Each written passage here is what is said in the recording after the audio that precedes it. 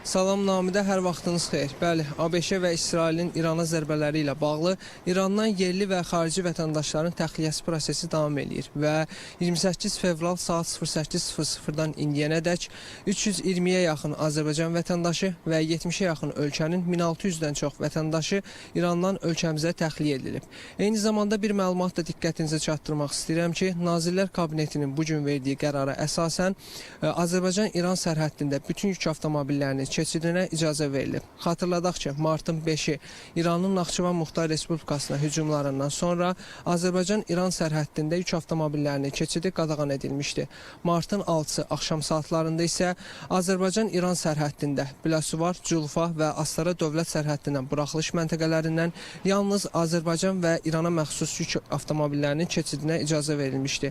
Bu gün səhər saat 10:00-dan etibarən isə Azərbaycan-İran sərhəddində bütün yük avtomobillərinin keçidinə icazə verilib.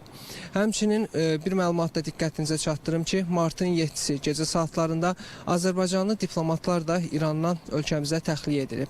Martın 6-sı Xarici İşlər Naziri Ceyhun Bayramovun verdiyi məlumata əsasən Azərbaycanın Tehrandakı səfirliyi və Təbrizdəki konsulluğu ölkəmizə təxliyə olunacaq və martın 7-si gecə saatlarında Azərbaycanlı diplomatlar İrandan ölkəmizə təxliyə edilib. Xarici İşlər Nazirliyinin verdiyi məlumata əsasən Azərbaycanın Təbrizdəki konsulluğunun tamamı və Tehrandakı səfirliyinin böyük qismi İrandan ölkəmizə təxliyə edilib.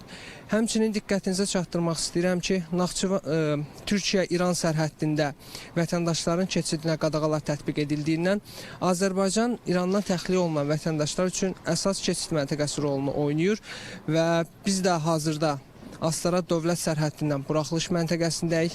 Bir daha xatırladım ki, indiyənə qədər 320-yə yaxın Azərbaycan vətəndaşı və 1600-dən çox əcnəbi vətəndaş İrandan ölkəmizə təxliyə olunub.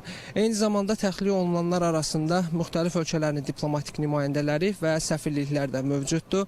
Təxliyə olunanlar üçün burada hər bir şərait yaradılıb. Onlar xüsusi avtobuslarla öncə paytaxtda, oradan isə ölkələrinə qaytarılırlar. Bu sahada mənim çatdıracaqlarım bu qədər. Namidə, söz yenidən sizdədir. Təşəkkür edirəm.